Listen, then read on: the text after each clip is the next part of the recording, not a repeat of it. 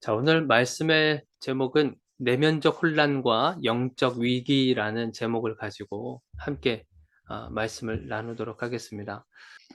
오늘 본문의 말씀은 지금 롯은 소알 성읍에 있었습니다.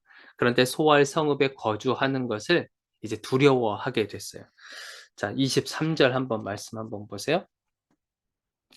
30절. 30절에 한번 보세요.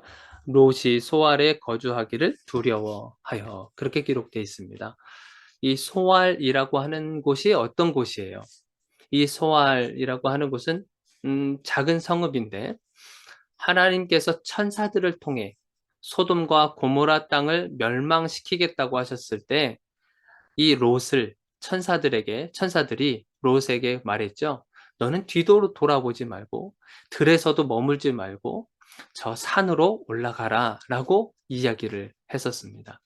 그런데 이 롯은 왜 어떤 이유에서인지 나이 때문에 그랬는지 아니면 어떤 질병이 있었는지 어떤 이유에서인지 저 산으로 가는 것보다 오히려 이 소알 땅에 있는 것이 더 안전할 것 같다. 그리고 그곳으로 피하는 것이 더 나을 것 같다라고 천사에게 이야기를 했습니다. 그 이야기를 듣고 천사들도 역시 그것에 인정을 해주고 그렇게 하도록 해줬던 것입니다. 그러니까 이 소알이라고 하는 것은 누구의 선택에 의해서 간 거예요? 바로 이 롯의 선택에 의해서 찾아가게 된 장소가 바로 이 소알 성읍입니다. 이 소알 성읍에 롯이 선택을 해서 갔기 때문에 누가 이것을 책임을 져야 돼요? 바로 이 롯 자신이 책임을 져야 되는 상황이 주어지게 된 거예요. 하나님께서 가라고 하신 장소에 가면 누가 책임을 지겠습니까? 하나님이 책임을 지시는 거예요. 그런데 하나님이 말씀하신 것이 아니라 다른 선택을 했었을 때 그 선택에 대해서 하나님도 존중을 해주시는 거죠. 그러나 그 선택에 있어서는 반드시 책임을 누가 지는 거예요? 그 선택한 자가 책임을 지게 되어 있는 겁니다. 소알로 가기로 결정을 한 것은 롯의 선택이에요. 그래서 결국 이 소알에서의 생활은 이 롯 자신이 책임을 져야 되는 그런 상황이 주어지게 된 겁니다. 하나님께서 우리들에게는 선택의 자유를 주셨어요. 그걸 우리가 자유의지라고 이야기를 보통 하죠. 수많은 선택 가운데 우리로 하여금 선택할 수 있도록 자유를 주셨단 말이에요. 그런데 그 자유, 그것은 무엇이 반드시 따르냐면 책임이라고 하는 것이 반드시 따른다고 하는 것이에요. 선택을 했느냐? 그러면 거기에 대한 책임이 반드시 있다라고 이야기를 하는 거예요. 자, 그래서 이 선택의 자유가 우리 인간들에게 주어졌는데 이 롯에게도 마찬가지인 겁니다. 그 자유의지에 따라서 소알 성읍으로 가기로 결정을 하고 선택을 하게 된 거예요. 선택에 대한 자유. 여러분들은 이 선택에 대한 자유를 풍성하게 잘 하고 있습니까? 혹시 책임을 따른다는 그 두려움 때문에 이 선택하는 것에 대해서 이렇게 머뭇거리기도 하고 그런 모습을 하고 있지는 않습니까? 저가 약간 좀 그래요. 제가 거기서 보면 분명히 선택에 대한 자유라고 설명을 해 주셨는데 저는 이 선택에 대한 자유를 잘 못 누렸어요. 지금까지 제가 이제 살아온 방식과 이런 모습들을 보면서 지난주에도 잠깐 나눴지만 제가 그동안에 많이 이렇게 눌러왔잖아요. 그런 억눌림, 그런 가운데서 제가 이 선택이라고 하는 이 자유도 잘 못 누렸다는 것을 많이 알게 됐습니다. 억누르는 그러한 삶이 나에게 이런 선택의 자유도 이렇게 뺏어갔다고 하는 거예요. 그러면서 제가 무엇을 했냐면 대신 누군가가 선택해 주기를 바라는 것이었어요.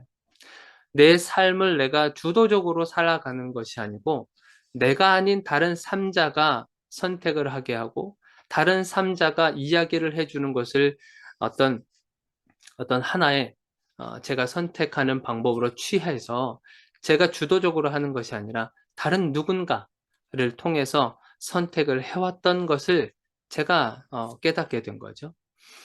그러다 보니 제일 많이 했었던 실수가 뭐였냐면 제 선택을 주로 누구에게 맡겼냐면 결혼하고 나서는 아내한테 거의 다 맡긴 거예요. 이것이 얼마나 잘못된 부분이었는지 제가 요즘에 제 삶을 돌아보면서 그리고 말씀으로 비춰보고 제가 과거의 삶을 돌아보면서 이것이 얼마나 참 안 좋은 것이었는지를 요즘에 와서야 많이 깨닫게 되는 거예요. 제가 아내에게 선택하도록 자꾸 이것을 미루는 거죠. 왜냐하면 책임을 지고 싶지가 않은 거예요. 두려운 거죠. 책임을 져야 된다고 하는 두려움이 내 안에 있었던 거예요. 그러다 보니까 아내가 더 선택을 하게끔 자꾸 선택권을 토스하는 거예요. 아내가 이렇게 선택을 하면 그러면 나도 그렇게 하고, 선택을 하게 만들고 내가 그렇게 하고, 그러면서 결국에는 자꾸만 아내를 나쁜 사람으로 만들고 있는 것을 제가 요즘에 와서 많이 깨닫게 되는 겁니다. 선택에 대한 자유. 자유가 있는데 책임을 지고 싶지 않은 마음이 내 안에 있었다고 하는 거예요. 그것이 두려움으로 다가오게 되고. 요 책임이 없는 자유를 우리는 뭐라고 이야기합니까? 바로 이 방종이라고 얘기하죠. 방종. 제멋대로 행동하는 거예요. 그리고 거리낌 없이 그냥 행동하는 거예요. 책임을 지지 않기 때문에 내가 기분 내키는 대로 행하는 거죠. 내가 원하는 대로 그냥 살아가는 거예요. 거기에 대한 책임은 지지 않는 것. 그것을 우리가 방종이라고 보통 이야기를 합니다. 그것이 어디에서 주로 나타나요? SNS나 이런 유튜브 영상에서 보면은 그것이 만연하게 나타나고 있는 것을 볼 수 있어요. 그들이 영상을 하나 올려서 거기에 대한 책임을 지지 않습니다. 그냥 자극적인 것만 계속 올리는 거죠. 댓글 공격 같은 것들, 자기의 이름을 거론하지 않고 익명으로 해서 댓글 같은 거를 써서 사람들로 하여금 그 영혼을 죽이는 일들이 한동안 많이 있었습니다. 연예인들이 그래서 자살도 하고요. 그런 일들이 많았죠. 그러니까 책임을 지지 않고 자유만 누리겠다고 하는 그러한 일들이 너무나 많았다고 하는 것이에요. 이 롯은 그런 면에 있어서는 참 선택하고 이렇게 하는 것에 잘했던 사람이었구나. 그런데 그 선택에 있어서 반드시 책임이 있었다고 하는 것이에요. 이 롯의 그러한 선택에 대한 책임이 굉장히 막중한 것입니다. 이 소알 성읍에 들어왔는데 책임을 누가 져야 되냐? 이 롯이 책임을 져야 되는 거예요. 그러니까 참 두려웠었던 그런 모습인 거죠. 또 하나 왜 이 소알에서 살아가는 것이 왜 두려웠을까? 이 롯이 왜 두려운 마음이 있었을까? 생각을 해 보니 어떤 게 있었어요? 소돔과 고모라가 소알 땅에 이 롯이 소알 땅에 딱 도착하자마자 그리고 나서 하늘로부터 유황이 떨어지고 비같이 불이 쏟아지는 그 모습을 목격한 거잖아요. 자기가 그동안에 생활해 왔었던 그런 삶의 모든 것이 다 들어있고 거기에서 같이 친하게 지내고 있었던 사람들도 있을 것이고 그리고 인간관계도 거기에서 이렇게 쌓아가면서 생활을 했을 것이고 그런데 같이 친하게 지내고 있었던 사람들도 그 유황불에 의해서 죽임을 당하고 그리고 여기저기서 비명소리가 막 흘러나오고 살려달라는 그런 비명소리가 막 들려오면서 그리고 여기저기 그 폭발하는 그 소리가 들려가면서 그것을 직접 목격하게 된 거예요. 제가 이것을 보면서 어디가 생각나냐면 제가 미국에서 삶을 살았을 때 노숙자들을 만난 적이 있습니다. 노숙자 사역을 하게 됐는데 그 노숙자들 중에서 거의 60% 이상을 차지하는데 그 60% 이상의 사람들 대부분이 약물 중독자들인 거예요. 약물 중독자들.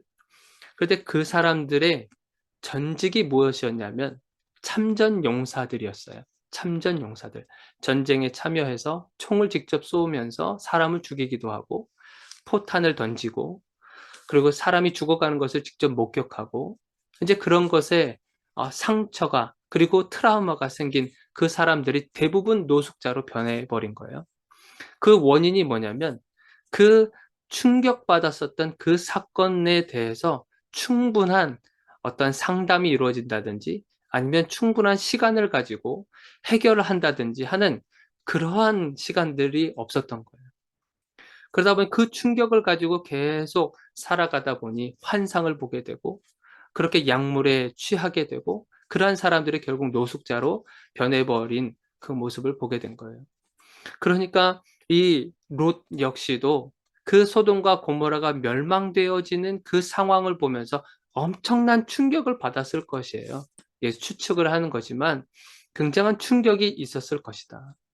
더군다나 자기 눈앞에서 누가 사라졌어요? 자기 아내가 사라졌어요. 자기 아내가 소금 기둥으로 변해버린 한순간에 아내를 잃어버렸어요. 평생을 이때까지 같이 함께 생활해 오고 함께 부대끼기도 하고 어려운 일을 함께 헤쳐나갔었고 이겨나왔었고 자녀들을 키우고 교육을 시키고 경제 활동을 했었던 그 같이 옆에서 있었던 아내가 한순간에 소금 기둥으로 변해버린 거예요. 엄청난 충격이지 않겠습니까? 정신적인 충격이 분명히 있었을 거예요. 정신줄을 완전히 놔버린 상태가 됐을 수밖에 없는 그런 상황이 된 거죠.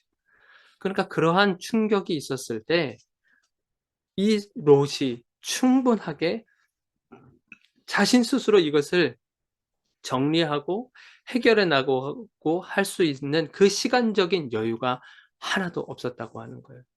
그래서 결국에는 사실은 어떻게 보면 정신줄이 놔버릴 수밖에 없는 그런 상황이 된 거죠.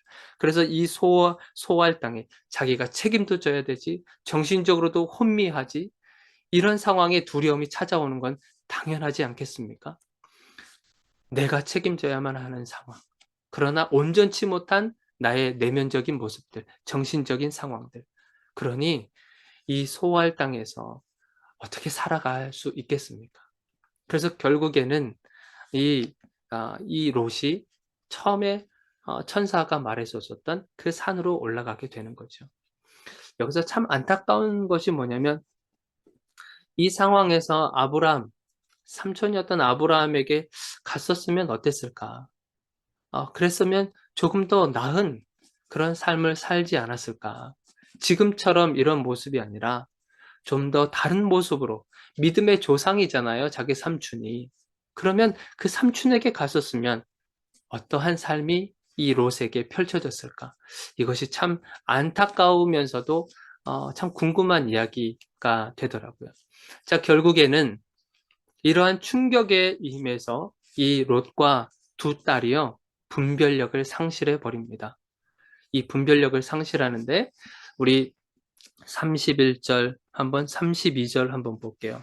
31절 제가 읽어드리겠습니다. 큰 딸이 작은 딸에게 이르되 우리 아버지는 늙으셨고 온 세상의 도리를 따라 우리의 배필될 사람이 이 땅에는 없으니 우리가 우리 아버지에게 술을 마시게 하고 동침하여 우리 아버지로 말미암아 후손을 이어가자 하고 지금 이 두 딸이 무슨 행동을 벌이고 있는 거예요? 아버지와 함께 동침을 해서 후손을 이어가겠다고 하는 그러한 계획을 지금 펼치고 있는 겁니다. 지금 보이시나요? 이들의 영적인 위기 상태가 지금 보이시죠? 어, 두 딸은 이것이 죄인지도 몰라요. 엄마를 한순간에 잃었어요. 친구들을 잃었어요. 자기와 함께 살고 있었던 모든 사람들이 불바다에 다 들어가 버렸어요.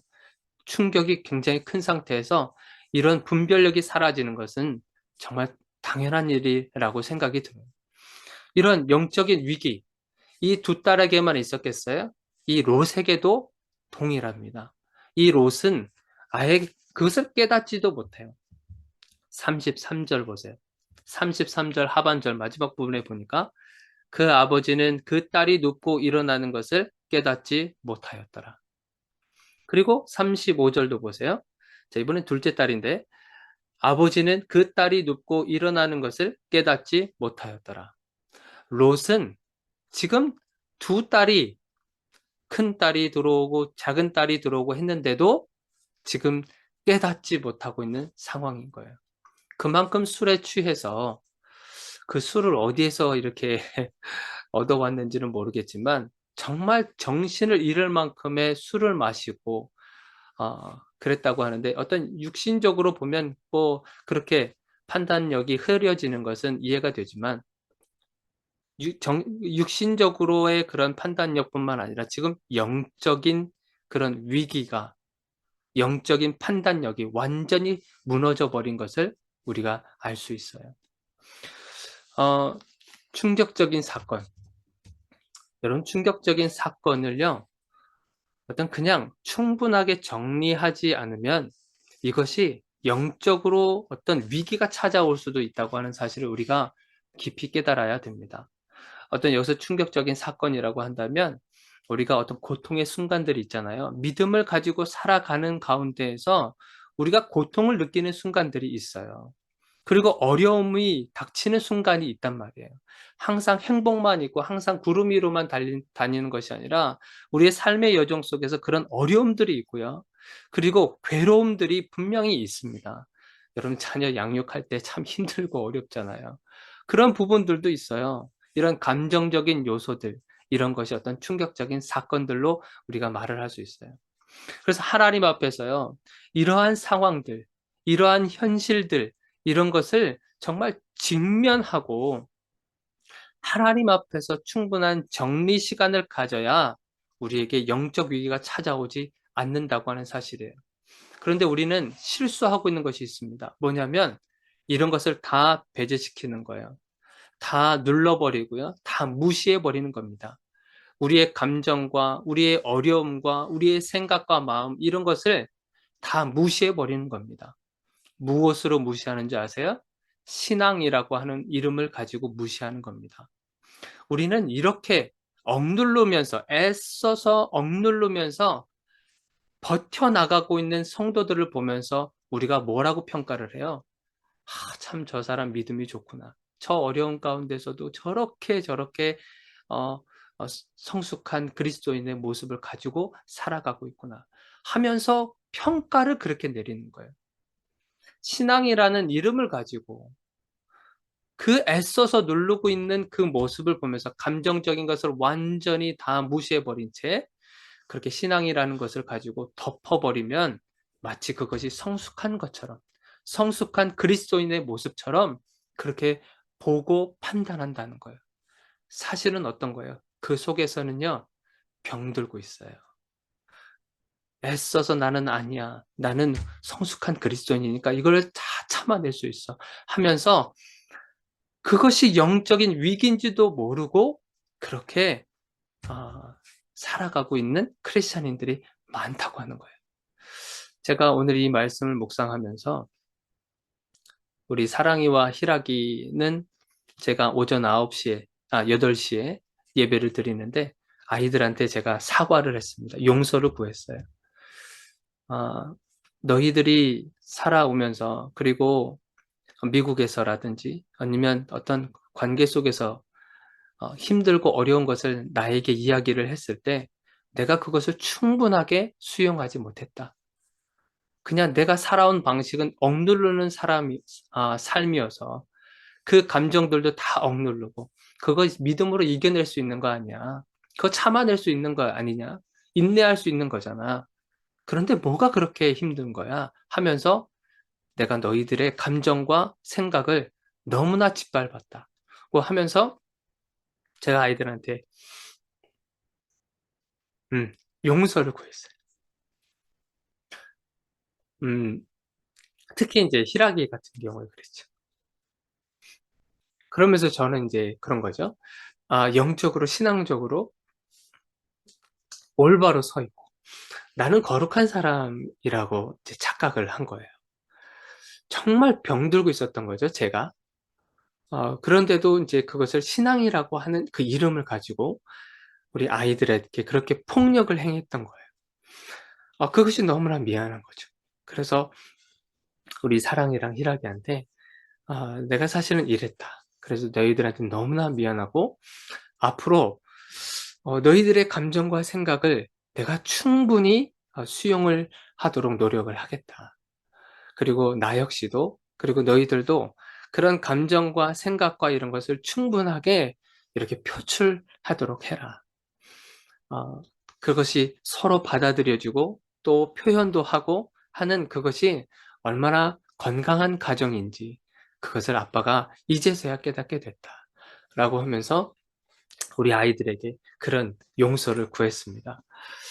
여러분들 충분한 시간이 필요해요.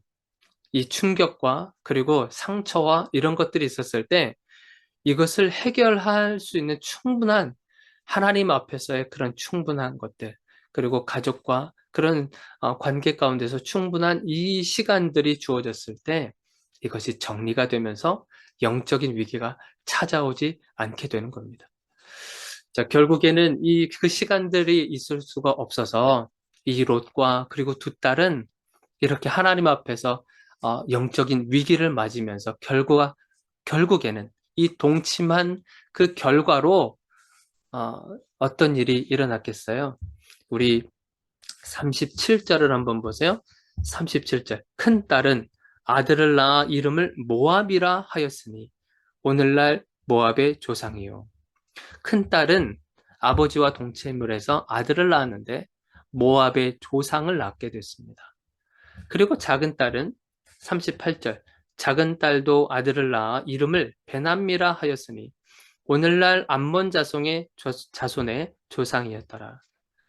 작은 딸은 누구의 조상을 낳았어요? 암몬의 조상을 낳게 된 겁니다. 모압과 암몬 족속은 정말 이스라엘 민족들에게 있어서 뗄 수 없는 그런 관계.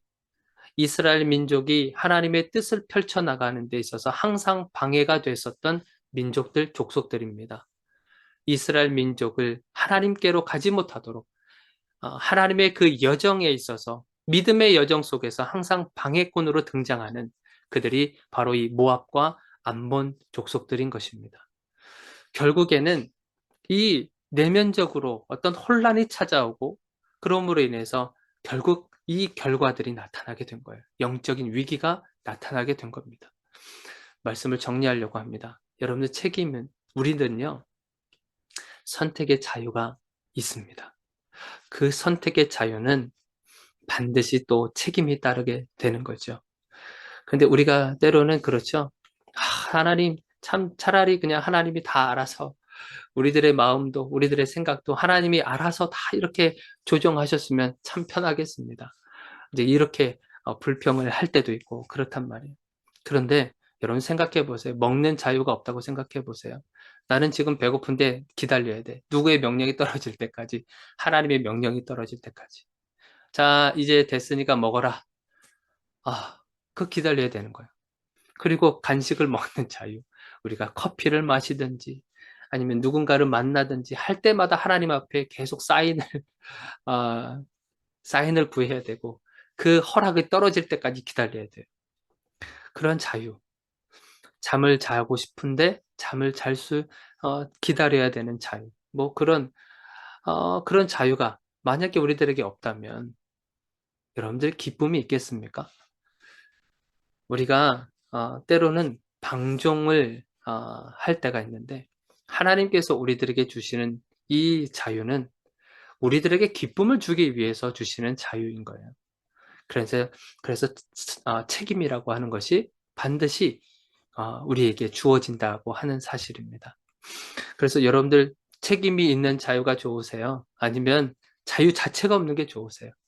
당연히 책임이 있는 자유가 좋지 않겠습니까? 하나님은 우리들의 선택에 굉장히 존중하십니다. 그러나 그 선택에 있어서 선택을 했느냐? 그러면 거기에 대한 책임을 그것을 우리들에게 그것을 물으신다고 하는 것을 잊지 마시기를 바라요. 또 하나는 우리는 내면적으로 혼란한 상태에서, 그러니까 내면적인 어떤 혼란함은요, 때로는 우리에게 영적인 성숙을 가져다 주기도 합니다.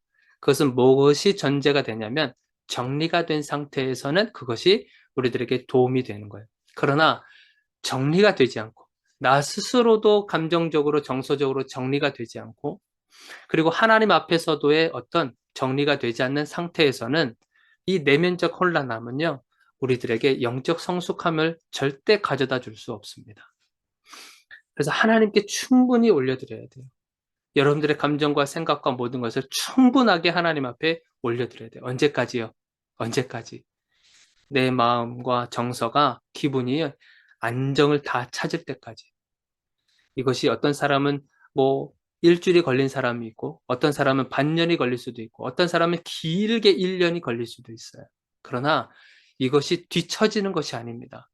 영적 성숙을 가고 있는 그런 과정 속에 있는 것이기 때문에 스스로 여러분들이 정리가 될 때까지 그것을 하나님께 계속 올려드리기를 바라요. 그러면요, 어느 순간에 그것이 정리가 될 거예요. 그러면서 하나님의 말씀을 보는 깊이가 여러분들, 그리고 말씀이 들려지는 역사가 일어날 것입니다. 그것이 대표적으로 누구예요? 다윗이잖아요. 다윗의 시편을 보세요. 억울한 거 다 이야기합니다. 속상한 거 다 이야기하고요. 속에 있는 것들 다 끄집어내서 심지어는 저 악인을 죽여달라고까지 그렇게 다 표현을 합니다. 그러면서 정리하는 이 시들을 보면서 다윗은 하나님 앞에서 합한 왕으로 이렇게 세워져 가게 되는 것이에요. 여러분들을 이제 한 주간 여러분들 살아가실 때 하나님 앞에서 정리해야 될 부분들이 혹시 있는지 한번 살펴보셔서 충분한 시간을 가지고 하나님과 이런 친밀한 그런 관계 속으로 깊이 들어가시기를 주님의 이름으로 축원드립니다.